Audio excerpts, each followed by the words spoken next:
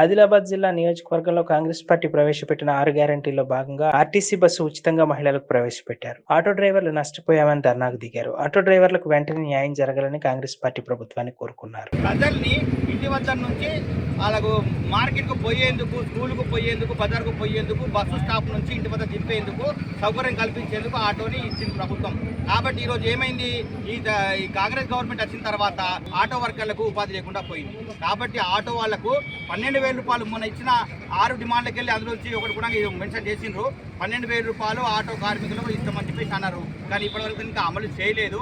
కానీ 12,000 తోటి కుటుంబ పోషణ జరగదు, కుటుంబ పోషణ కొనసాగదు. కాబట్టి ఈ 12,000 రూపాయల స్కీమ్ పక్కన పెట్టేసి జీవనోపాధికి ఒక ఆటో వర్కర్ యొక్క కుటుంబాన్ని పోషించేందుకు ఎంతైతే సదుపాయం ఉంటే బాగుంటుంది, దాని విధంగా ఏ విధంగా పోషించుకోగలగాలి, భార్య పిల్లలు మొత్తం కుటుంబ పాలన, రేషన్ ఇవన్నీ ఏ విధంగా అయితే ఉంటే బాగుంటుందో ఆ విధంగా చర్యలు చేపట్టి ఈ కార్మికులందరినీ కూడా ఆదుకునే విధంగా చర్యలు చేపడని చెప్పేసి మా ఏడు డిమాండ్.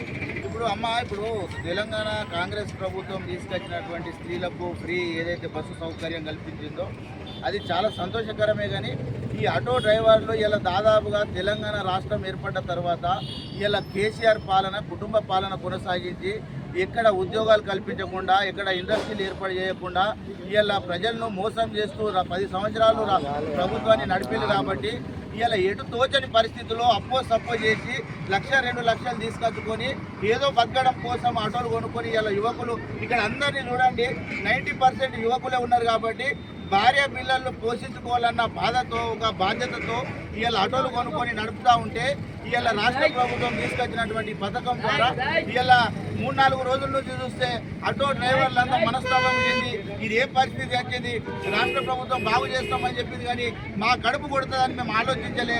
ఇంత పెద్ద ఆలోచన ప్రభుత్వం ఆలోచించి తీసుకుంటే బాగుంటుంది అని ఇలా ఆటో డ్రైవర్లు వర్కర్లు అనుకుంటున్నారు. కాబట్టి మేము ఇప్పుడు రాష్ట్ర ప్రభుత్వం కొత్త ఏర్పడ్డది.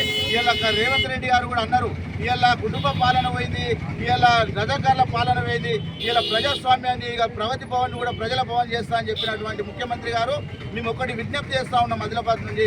ఇలా ఆదిలాబాద్లో మెజారిటీగా ఇలా యువతనే ఆటోలు నడుపుకొని బతుకుతున్నారు. కాబట్టి కొత్త పెళ్ళిళ్ళైనా చిన్న పిల్లలు ఉన్నారు, స్కూల్ ఫీజులు కట్టాలా, బతుకుదేరు, ఇలా నిత్యావసర సరుకులు ఆకాశం నడుతున్నాయి. కాబట్టి 100-200 ఏం వెళ్ళదు. కాబట్టి ఖచ్చితంగా మీరు చొరవ తీసుకొని ఇవాళ స్త్రీలకు ఎట్లయితే ఉచిత బస్సు సౌకర్యం కల్పించాలో వీళ్ళకు కూడా నెలకు ఒక 10,000 రూపాయలు ఇలా కుటుంబ పోషణ కోసం ఇచ్చే విధంగా మీరు ప్రభుత్వం నుండి ఈ కార్మికులకు ప్రతి నెల ఇప్పుడు ఆటో నడిచినా నడకున్నా కానీ మీ కుటుంబానికి పోషణ కోసం ఒక 10,000 ఇస్తామని, ఒక 10,000 ప్రకటించాలని మేము ఏటుగా విజ్ఞప్తి చేస్తూ ఉన్నాం.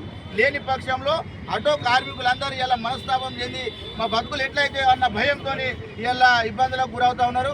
అన్ని బండ్లు ఫైనాన్స్లలో ఉన్నాయి. ఇప్పుడు ఫైనాన్స్ కట్టలేని పరిస్థితి, ఇటు కుటుంబాన్ని పోషించుకోలేని పరిస్థితి, పిల్లల ఫీజు కట్టలేని పరిస్థితి ఉన్నది. కాబట్టి వెంటనే దీని మీద ప్రభుత్వం చర్యలు తీసుకోవాలా, వెంటనే ఆటో కార్మికులను ఆదుకోవాలని మేము ఏటుగా డిమాండ్ చేస్తూ ఉన్నాం. లేని పక్షంలో ఈ ఉద్యమాన్ని ఉధృతం చేస్తాం. అవసరమైతే ప్రగతి భవన్ని కూడా ముట్టడించడానికి ఆటో కార్మికులందరూ సిద్ధంగా ఉన్నారని తెలియజేస్తాం.